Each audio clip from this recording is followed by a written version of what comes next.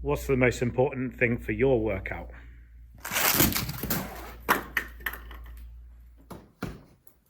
When your body's cold and your arms are hot, grab a sleeveless hoodie from New Body Fitness.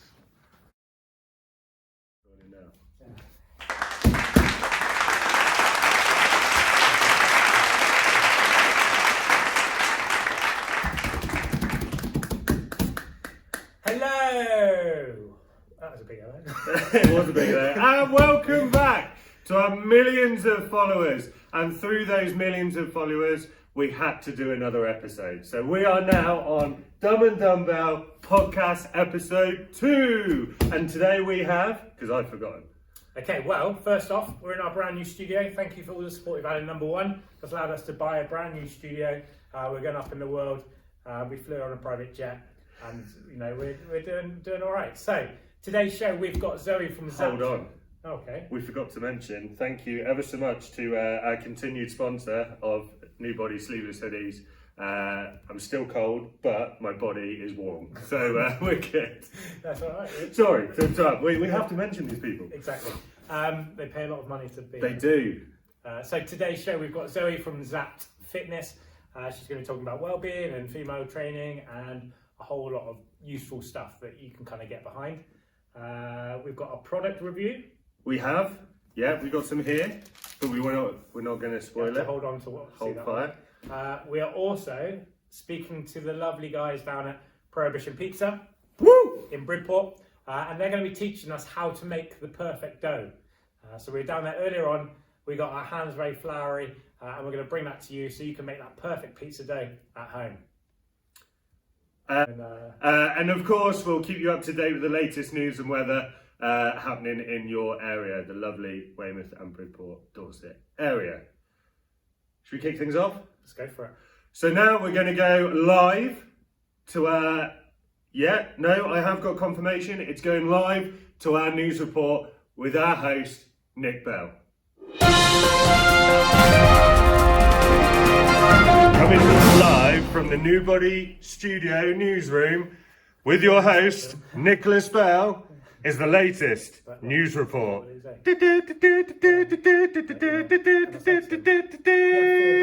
said, what is going to... And we are...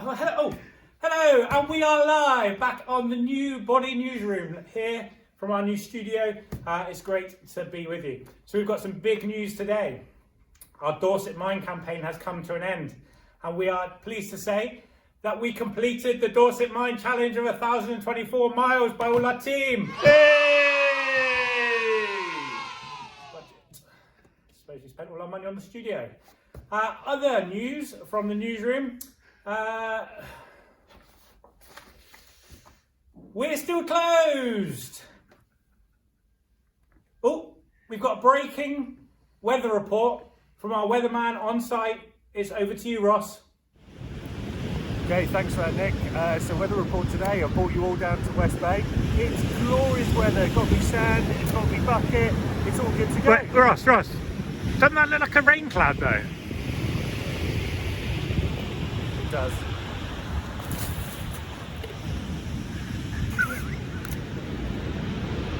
Back to you in the studio. Oh, in the words of Travis, why does it always rain on him? No luck for Ross again.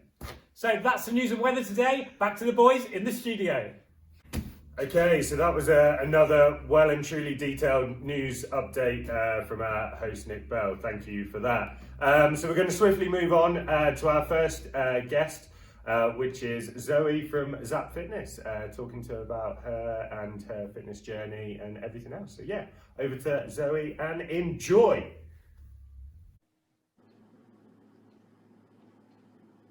Okay, welcome back to Dumb and Dumbbell. So today we've got Zoe from ZAPT Fitness, and she also runs Mix Weymouth, which is a salad bar based out of the gym at New Body Fitness.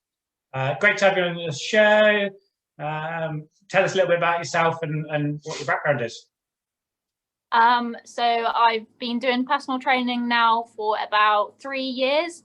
I was working at the gym beforehand for, I don't know, 2 years maybe. Before I got into PT, I started doing personal training alongside working at the gym, and then personal training got busier, and as that kind of naturally got busier, I dropped a few shifts and then went full-time PT about 3 years ago. Been working with females ever since, and then started this business in the start of the first lockdown. So over in June, 1st of June, we opened. And yeah, that's a bit about me, how I got into fitness, where I started this industry.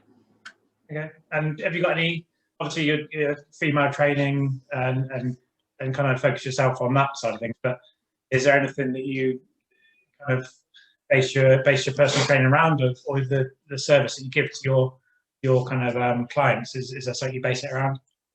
Well, it's kind of evolved over time, I guess, since I've been personal training. I first got into it when I'd come back from traveling and I'd put on a lot of weight. So I got into the gym that way, and then I wanted to help other people get in that way. So it all came from kind of like a real arrogant kind of place of just wanting to look better. And since I've been training with a lot more women and stuff, I've kind of naturally elevated towards, is that the word? Elevated towards, I'm going to go with it. Elevated towards women that kind of have difficulties with confidence or anxiety, and that's the kind of, I naturally work with them. Also women of a certain age, I kind of gravitate towards, and I love it, to be honest. I love working with all the women that I do and making them feel better.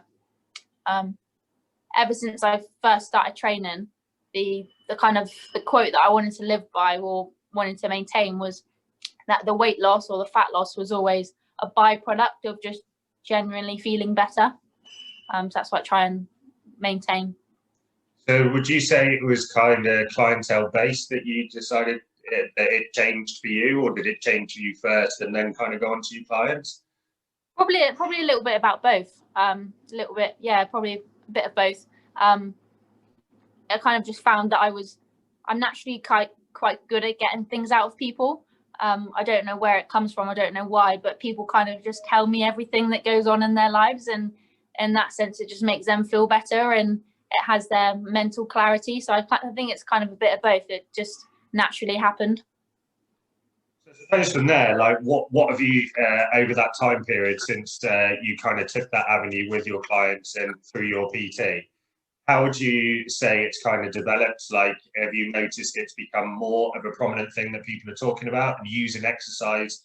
It's kind of like that escape or that way of dealing with anything mental health related, or is it just kind of naturally happened and that's how it's fell into for you? Oh, definitely. People kind of, especially obviously in the last year, people put health and fitness and mental health in the complete same bracket now. And even before this, people would say, "Oh, you're like the cheapest counselling session I've ever had." Like I'd hear that all the time. And it's good to know that you're one smile in a day, or you're one just kind of like getting it in the ear all day, makes them feel a lot better about themselves, and that they can go home and they've chucked a weight off and they feel better. Would you say gyms in itself have changed in a way as well over the last year to 18 months to kind of be a bit more accommodating to that? Or I suppose what I'm asking is kind of away from the meathead side of situation sort of thing, and gyms are adapting slowly. Yes and no, I guess. I mean, people still want to come to the gym to work on themselves, whether that be mental or physical. People still come to the gym because they want to improve their appearance as well. It's not just a case of, they're just coming to get a bit of space.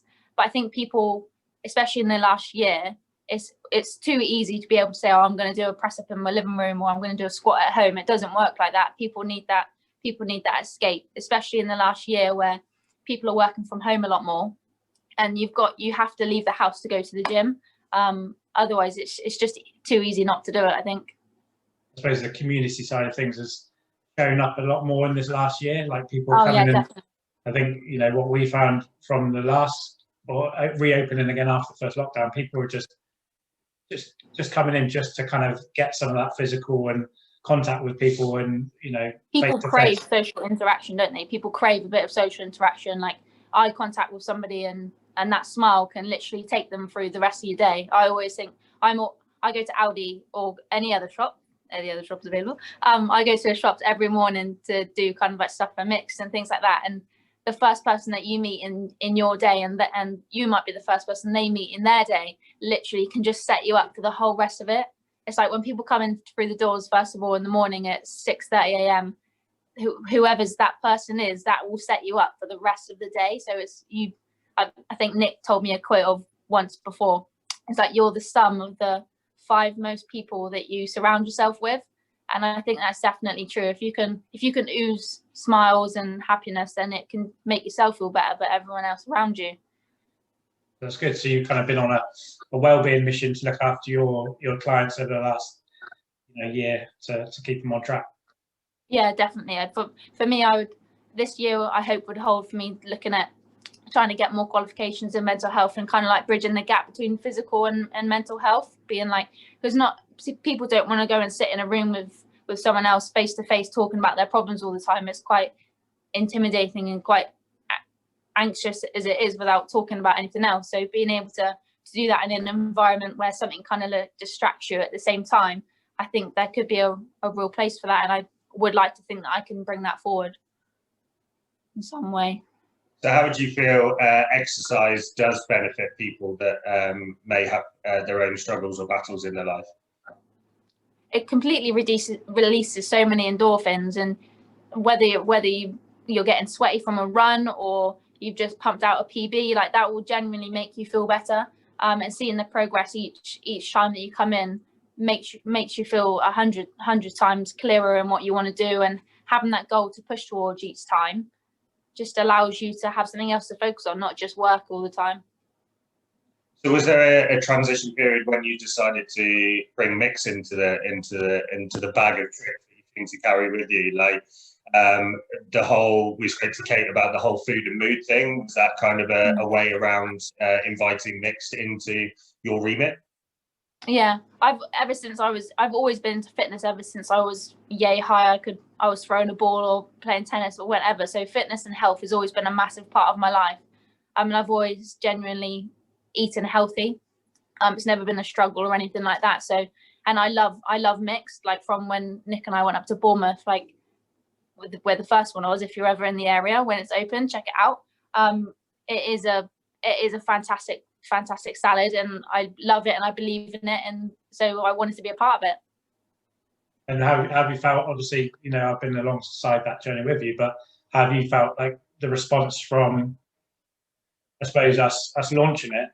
How's it gone down? Yeah, it's going really good. It's all, obviously this year is kind of a mixed bag of everything that's going on. So it's kind of love a pun. Yeah, didn't even realize it.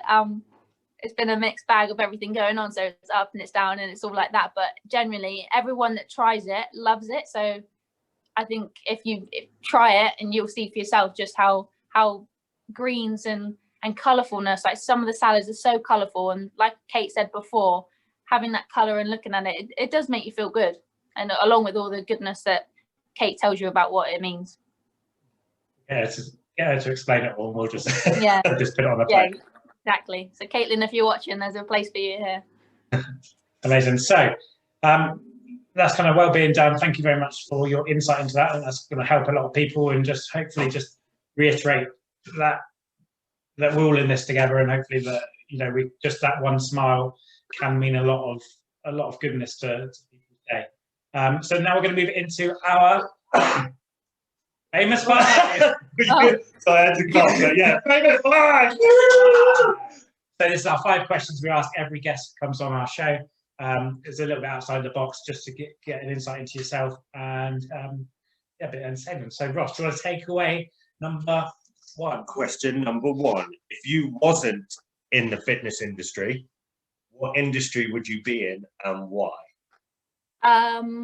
I've always been into crime. I love crime stuff, like Criminal Minds, Bones, Chicago PD. I love all of it. what else we just watched? White Collar, that's a good one to watch. So I would love to be in kind of like in the police or in as a detective, something like that. And fun fact, I actually went to university first of all and did criminology at Southampton before I came back because I didn't like it. Okay. Ooh, But it would be crime. Crime. Say again. Does pay. Thank you. crime does pay. So if you could have a meal with two people, whether they're dead or alive, who would you have it with and why? I would have it with two females because female empowerment. I can't think how you pronounce her second name, but her name's Barbara. Nick, how do you say her last name? Barbara Corcoran. All right, from Shark Tank. Yeah, lady from Shark Tank. So she is literally like a female boss. She's an entrepreneur and she's just fierce. She started from real estate and I'm really into property and interested in it. So Barbara Corcoran for her, because I think she would have so many stories and give you loads of interesting kind of tips and stuff in business. And so I'd like to talk to her. And then my second one is a lady called Stephanie Buttermore. So she's really cool. If you don't know who she is, check her out. I think she's Canadian, or she lives in America, or she's American, lives in Canada, one of the two. Get that mixed up. I know. But she's all about fitness. She's all about fitness. And she did this thing recently, I think it was last year or the year before, where she did this, like, she's really into food, where she like shows what she eats in a day, and she eats like thousands of calories. And she did this thing where it called All In. So whenever she was hungry or whenever she wanted to eat, she would just eat whatever she wanted to, and seeing whether her body got to a point where she just wouldn't put any weight on anymore if everybody's kind of comfortable, and whether she would get to a time where she wasn't hungry, and then she would actually start losing weight again, and her body would kind of like reset itself. And she got from like size 0 to, I don't know what she was at the top, maybe size 10 or whatever it was in American. But she was really, really fascinating, and she's really like body positive now. She's into fitness. So yeah, definitely those two. Nice. Sounds like you got the bill payers as well, like by the sounds of it. Like they're definitely footing the bill on that. So yeah, that's good. Question number 3. If you could be anywhere in the world right now, where would it be and why?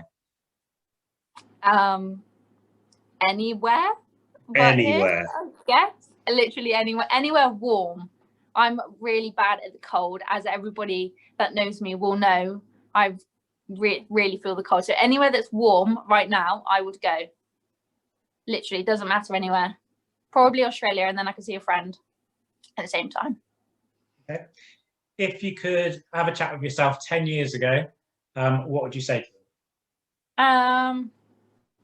Probably just kind of, how old would I be then? Just say like, do you, like, just don't worry about what other people are thinking or whatever you want to do. Like, just focus on making yourself feel better for you. Don't worry about what other people think or how you're going to get there. Just worry about yourself. Just do you.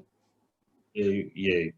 And the final question, we quite like it for all of our guests to leave us on a nice, positive and inspirational quote. So is there anything, I know you've mentioned a few from this guy, but there's surely something better that you can come up with, that you can kind of lead by and others may find inspirational?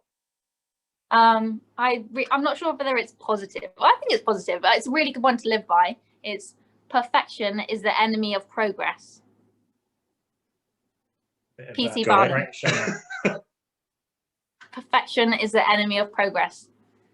So if you're always trying to be perfect at something, you're never going to get very far. So just... There's the explanation. There we go. I got it now. Thanks, Zoe. You're welcome. Okay, so amazing. Thank you very much for joining us, being our guest on Dumb and Dumbbell. Yeah. When do I come and get to interview you guys? Can I do you? No, that doesn't happen. Well, Why? That's a special edition that's yet I to look be forward planned. to that then. Guys, you can look forward to me interviewing Ross and Nick coming very soon. Yeah, we'll cut that bit out. Yeah. But, anyway, have a great day. Get back to chopping some salads, and yeah, see you later. Bye, Zoe. Bye. Okay, so welcome back. Thank you very much, Zoe, for that awesome talk. Hopefully that helps you and resonates with you a little bit in terms of the well-being and putting that, building that community within, you know, your circle to help you through it at this moment. So we're on to our product review. So today we have a couple of products to do. We're going to be looking at snacks, easy to drink options, and protein snacks. So we've got these PhD Smart Cakes, and we've got UFit protein drink, which is 25 grams protein. Now, we've got coffee flavour. Coffee's a big thing right now. Everyone loves a coffee. So we thought we'd try out their coffee flavour drink. Now, both of these products here are sugar-free or no added sugar, and they are fat-free. So, you know, they're a really good option. So what we're going to do is have a little bit of it, just try it out, see what the taste is like, see, you know, if it's a good fit for you. You fit, let's see that, good fit for you. Good flavour, but like I say, low sugar, high protein. So we're just going to have a little bit. Oh God, again. Not all of it though, we're just doing a little bit and then testing it. So, looks like Ross has started on the Smart Bars. But yeah, we're going to try it out. I've got a salted caramel coming full of 4 flavours. And then we're going to have a little sip of our drink just to see what that's like. And see what it's, again, low fat, no fat at all actually. It's like 0.3 grams. Very good flavour. You've done the whole lot again. You did this last week with the pre-workout. This is ruining our programme. So we're going to try, well, I'm not going to try it because he's eaten it all. What's the flavour like?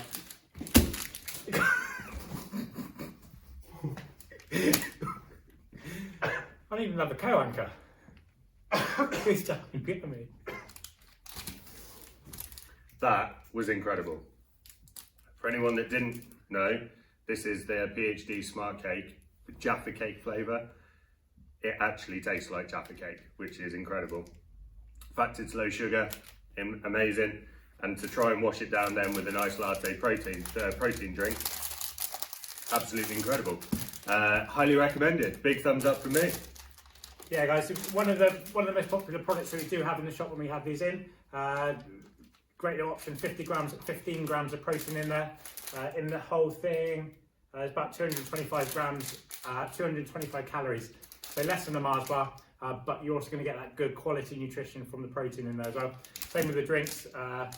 You know, although they're going to have a good amount of calories in it, it's what those calories are made up of. So it's the protein and it's the good nutrients that are going in there.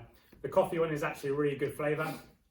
It's also got a bit of caffeine in there as well. So if you have it at the start of the day as a little bit pick me up, that can kind of take place of that coffee you normally have. But other than that, good little product review. Amazing. I'd say, well, for the bar, I'd say a good 9 out of 10. And the drink, didn't overly taste it. We're trying to drink it that quick. But yeah, I'd say good 8 out of 10. Highly recommended. Better than the pre-workout last Pre-workout, I want to leave way behind me. That was the worst experience. But yeah, 2 great products. And yeah, they'll be in both of our clubs when our doors reopen. Yep. So next up on the show, we went down to Prohibition Pizza earlier on today. And we learned how to make the perfect pizza dough. So here's what happened.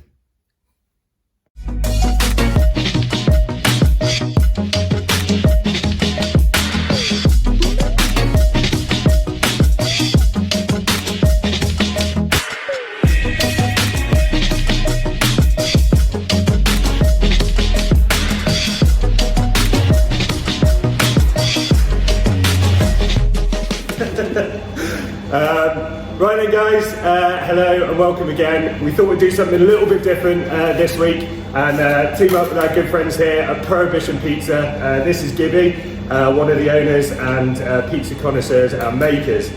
We thought we'd take you through a very simple recipe of how to make the perfect dough, and it's well worth trying at home. Obviously these guys do it on a much larger scale, but yeah, Gibby will take us through the ingredients and we'll go from there. Hello. If you're going to make your pizza, first of all you need some decent pizza flour. It's a bit stronger than bread flour, it's got stronger glutens. We use the San Felice Gold, it is from Napoli. There's all sorts of different types you can get if you look online. If you can't get that, just use a strong bread flour. If you start using self-raising flour, you're going to have naff pizzas. Fresh yeast, it is easy to get a hold of, and it's better, it's more controllable than instant yeast. Instant yeast can go a bit crazy. Sometimes it's a bit confusing as what you're meant to use as well in terms of volumes. Is he used to one of the little packets? Yeah, so the little sachets or the kind of instant hydrated use. Where did you get that from? Like online or? You can probably get that online. You can probably get it from the supermarkets as well now. And a lot of delivery services that we use, caterers, are doing home delivery, so you can get it from them. And it's cheap as chips. Kilo blocks, £2. So it's probably cheaper than your sachets anyway. You're going to need some salt, water, olive oil. And it's literally that simple. You don't even have to put oil in if you don't want to. We choose to. You choose to. Why? I think it gives it a slightly richer flavour, and also it gives it a slightly different crust that stops it leoparding on the crust quite as much, and it allows it to kind of get a more even colour throughout. So, for those of you that haven't tried Prohibition Pizza before, they're a wood-fired pizza company based in Bridport. We'll talk to Gibby about his story and how it all came about. But what we're going to do is we're going to cut there, we're going to show you it mixing away, and then myself and Nick are actually going to give a go at weighing this out, rolling it out and portioning it out for these guys' service. So apologies if you're having a pizza this weekend.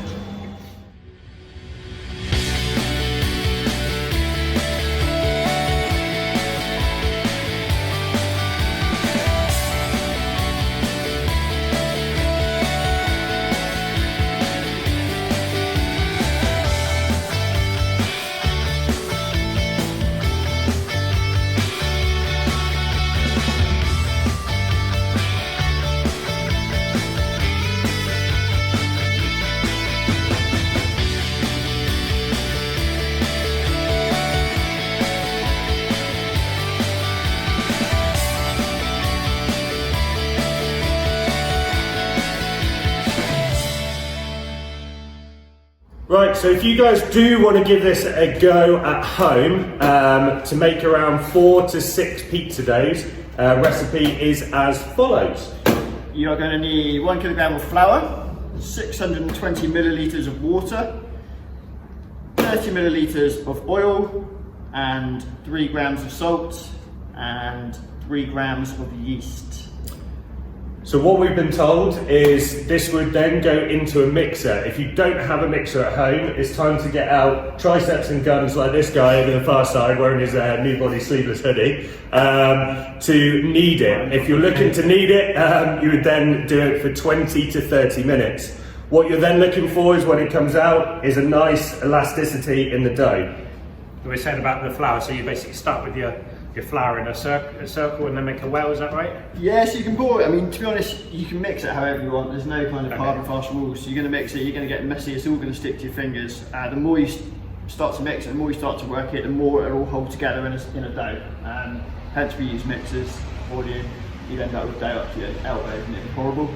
But it will start to hold together and it'll pull off your hands quite easily. Because when I made one at home before, I thought, oh my god, I'm just getting covered out. Added more flour, yeah, and then I suppose that dries it out. It dries it out too much. It is going to be sticky and stuff to start with, but then you start to get it and you work it on your bench or in your mixer, and before you know it, it's all holding together. Do you like do anything to the surface? Just nice clean surface. If you're doing it on wood, you could potentially dust it like your flour. It's not going to hurt it, but you don't really need to be honest. And then you get something like this? Yeah, then we end up with about 18 kilos of dough like this, which for us will do about 80 doughs. And what we're going to get you guys to do now is you're going to help me chop it up and we're going to start rolling it into some pizza balls. And first of all, we'll splat it into a nice workable shape. We're going to cut it into like sausages. So is this the finished article, or is this going to set then So once we've doughed it and once we've balled it and we put it in its trays, we leave it for about 48 hours. Okay. Between 24 and 48 hours, depending on how quickly we need it and how busy we are, etc. It just allows it to develop flavours. It allows the gluten's to relax and the yeast to start working. Okay. If you use that straight away, you're going to try stretching it out and it's just going to shrink back in and you're going to have a tiny little pizza, which will be rubbish. But once it relaxes, which we can show you later, it will start to spread out. It'll be nice and smooth. It'll start to rise up ever so slightly. You can literally just press it out with your fingers. This is what you need to do, really. But yeah, so we're going to start. So whilst we are doing this, we are going to try and ask you a few questions along the way whilst concentrating and making sure we don't mess this up. So how did Prohibition actually start for you guys? We've been chatting about it for a little while. You know, Bridport needed somewhere good for pizzas, and there wasn't anywhere really doing anything other than kind of your bog standard sort of out of the box type of thing. And then obviously lockdown came along, and by about lunchtime I was bored, quite literally. So had a wood oven in the garden ready to go, so we thought, let's start smashing out some pizzas. Put it on Facebook, and literally from there it's gone a bit crazy, to be honest. We haven't really stopped. Haven't had any time off in lockdown. Oh. You know, it's actually been really busy. No holidays, haven't been to Dubai once, even though I've been influencing, you know. Yeah. So we're just cutting these into 245 gram dough balls, which is the size we use. We get them all nice and same. Obviously at home they don't need to be exactly the same, it's not as important.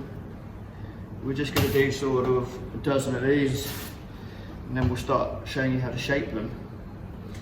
So obviously from what was a garden to what is now a fully fledged pizza unit, busyness wise, obviously the community must have engaged pretty big for you guys to grow as quick as you have. Yeah, it's taken off really well. We've got people that order literally once or twice a week, kind of for big families, which is nice. And we're going out into all the crazy little villages across kind of West Dorset. We go to Lytton quite regularly, Burton Bradstock, down to West Bay. So the power of Facebook shows that you can kind of get something out there, and if it is good, you know, the word does spread, which has actually been really nice. We're getting people just messaging us from random places, going, you know, can you drop some out of here? Do you have the furthest? Where's the furthest, not necessarily that you deliver to, but the most committed to try one of your pizzas? We've had people driving over from Weymouth. Funny that, isn't it? Not Nick, other people. Only essential travel, and it was essential. They needed pizza. Pizza's essential. Pizza was life, we all know. We did have some people that were coming down on holiday. This was in the middle of the lockdown period when we weren't allowed to travel. I think they were coming down from Yorkshire and staying around here, and they were contacting us from Yorkshire, which was quite random, but good. Right, so just finish this little line.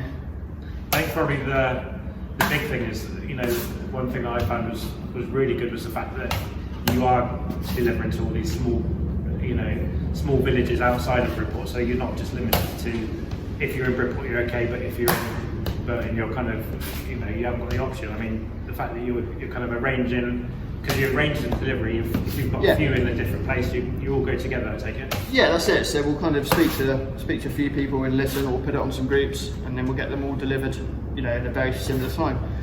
But it's a lot of delivery companies decided they didn't want to do it, but there's actually a really big market there. Yeah. So, you know, if you've got one driver to pay them for an hour, you only need to sell kind of 3 or 4 pieces and you've covered that driver. So it's just incredibly worth doing. And it brings that community into your community as well. Yeah, that's it.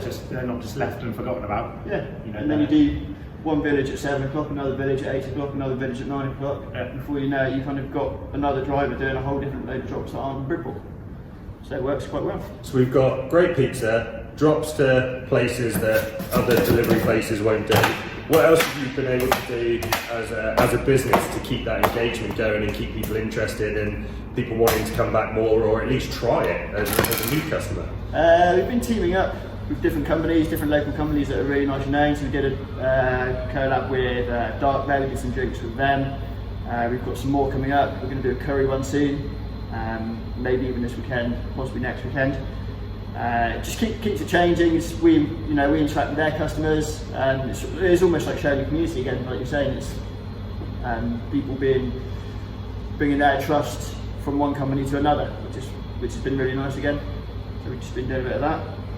I suppose the great thing for what we can see from our point of view is it's a positive story to come out of what's going on at the moment and the crap that's happening, and it's something that's continuing, and obviously hopefully something that keeps continuing to grow and everything else. Right, so we've got a dozen days. I'm just going to cover this and stop it drying out. So now what we're going to do is we're going to smooth these into balls. So I want to give you a bit more room. And we're going to roll them. It's good. I like this. Use your thumbs to sort of like hook it back under. Use your thumbs. Come on, don't leave those digits out. Once you've got a nice little sort of shape and it's going nice and smooth on top, little quick kind of inside the fingers. We'll swap over in a minute, and then I'll be like, oh, why isn't that clapping like yours then? You put a lot of pressure into it? You want to put a little bit in, so you kind of start with it like that.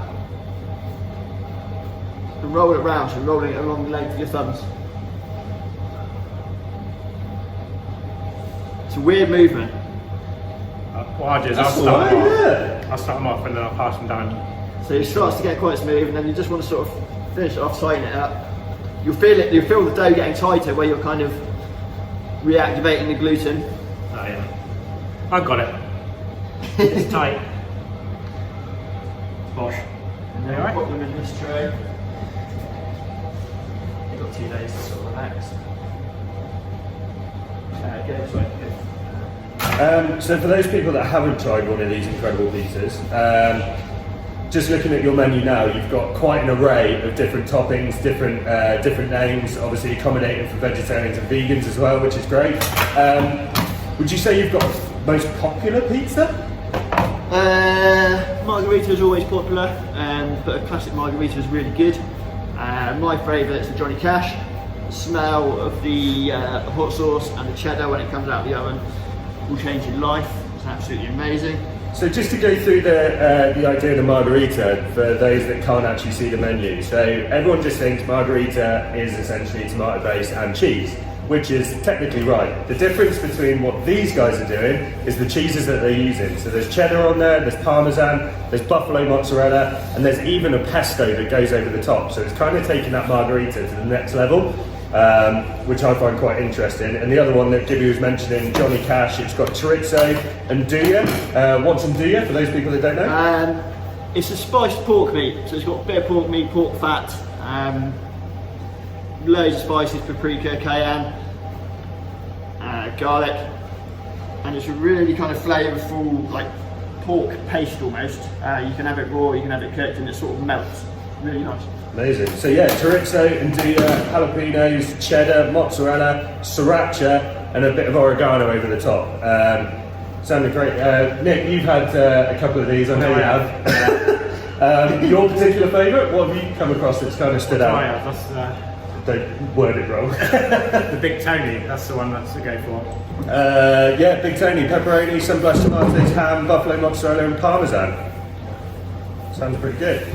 So these guys also do garlic breads here with different ones. So you've just got the standardised garlic bread or garlic bread with cheese, garlic bread with tomato sauce and mozzarella, even a garlic bread with gorgonzola cheese as well for that extra richness, which is great. They do a dessert pizza. They've even got side salads, and there's even an offer of 5 pizzas for £40. So if you are unsure where to go, check these guys out on social. Prohibition Pizza Club. It is a club, and you do need to be a member, or just order it, one or the other. But no, these guys are absolutely fantastic, and it's certainly the best pizza in town, if not Dorset and the world. And the world. So obviously now, if you can't see at home, we've kind of put them into these boxes here. These are to prove, is that right? So we'll prove it in these, and they'll sit there for. And at home, you can just chuck it in the fridge. Yeah. Cover it or not. Well, I can show you the other ones if you want. I'll show you the ones we made yesterday, which is for tomorrow night. Me and Nick will just crack on. You do what you need to do. Nothing like free labour.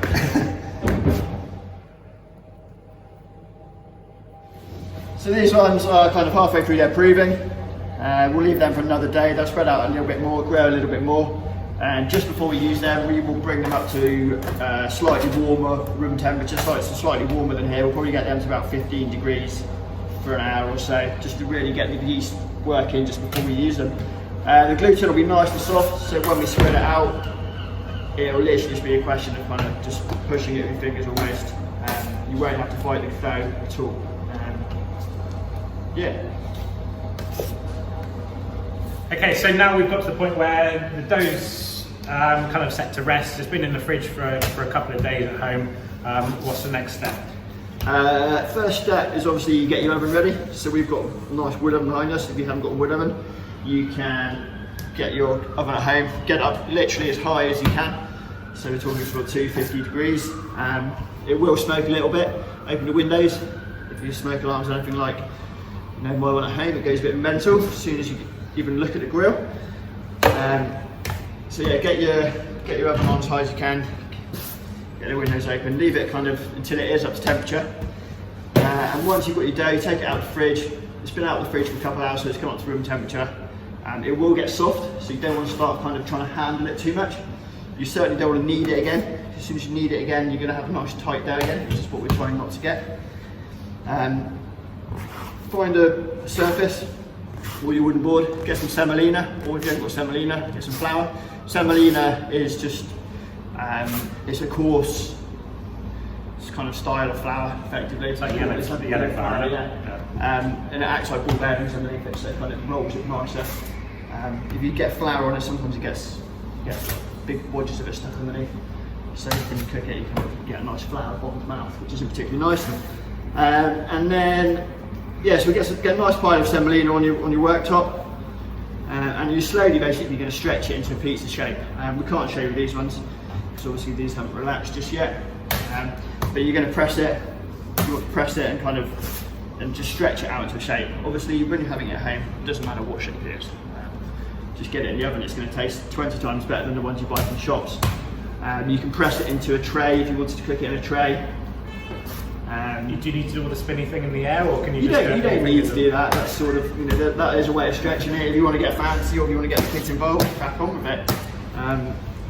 You probably end up dropping it. You probably end up ripping your dough, and you probably end up kind of stretching it too fast. And by the time you come to top it and move it, you'll start having issues. So get your dough stretched out. You want it quite thin. If you're doing it in an oven at home, you can have it slightly thick, and it will just take slightly longer to cook, which is absolutely fine. You get a more bready dough, which can be actually just as tasty. Top it, put your cheese down, your tomato sauce down first. You don't need too much tomato sauce. It's a common mistake, you put too much on, then you've just got a really soggy dough. If you were trying to move it into a wood oven on a peel, or on a piece of paddles, you really struggle. So you need a little bit. Again, same with cheese, you don't use as much cheese as you think you'd need. Just spread it kind of nice across. Once it melts down, it goes quite a long way. And Ross is going a bit fast, isn't he? He wants to go home. Because my pizza end up like a cone of toppings. Yeah. So I suppose that means that the base isn't going to cook properly, or yeah, it's just too much. You've got to remember, kind of these things. Pizzas do cook relatively quickly, so you need it to be able to kind of the heat to get to everything relatively quickly. Our pizzas cook in 90 seconds in the oven. So it's got to be able to get to everything, melt it, and you want it to be nice and even when it comes out. And also when the kind of people are eating it, you want it to kind of be edible. So what temperature does your fire get to? The stones will be 350 and the air is probably about 450 in there, so it cooks quickly. It is hot. But it's a big old oven. You can kind of get 5 or 6 pizzas in there at a time. And on a busy night we'll do well over 150, so it needs to kind of get back up to heat very quickly. Sounds good. And then you go, in the oven at home, it'll probably take, I don't know, maybe 6 or 7 minutes at home probably, but once it's sort of kind of crusty around the edge and everything's all melted on top, get it out, leave it to cool. Don't eat it straight away, don't do the usual mistake of burning your lip. Because you're over clean. We've all been there. Okay, so we've learned how to put the pieces together, look at tips on proving it and rolling it and kneading it and all that type of stuff. Where do you want people to where can people follow you? Where can people kind of get to know more about Prohibition Pizza? Basically, all the info is on Facebook. It's our main advertising platform. It's quite simple, it's quite responsive, and it's pretty instant, so we can put things, we put specials up kind of by the hour at times. and sell them. It's got all the details on there, the times we're open, number to call, all the info. And people can message you for orders, or people can message us for orders during service time, so after 4 o'clock it's just on the phone really. Yeah, it's all on Facebook there, all the information's And I on suppose there. what we're kind of picking up here is obviously you're making a certain amount of dough, and there's a certain amount of doughs that come out of that batch. Yeah. Is it a case of get your order in? Always worth getting your order in as soon as you can. Some days we do sell out. We try and have a lot of dough, so we don't sell out and it can roll over to the next day. But if we haven't got it, we haven't got it. So. Amazing. Thank you very much for your time today. I mean, we've enjoyed it.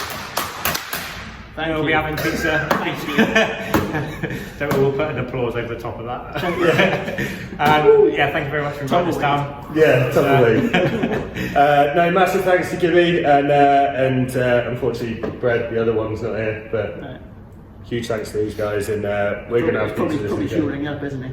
Fueling up, yeah. Fueling up. Or other alternative supplies and supplements are available, but pizza there is not. So check these guys out. We'll put the links below, and you can give these guys a follow and hopefully try them in not too distant future. Well, we can, because we just did. Right, cheers guys. Thank you. Right, just roll these out guys, I'm going in. Yeah. And we're back.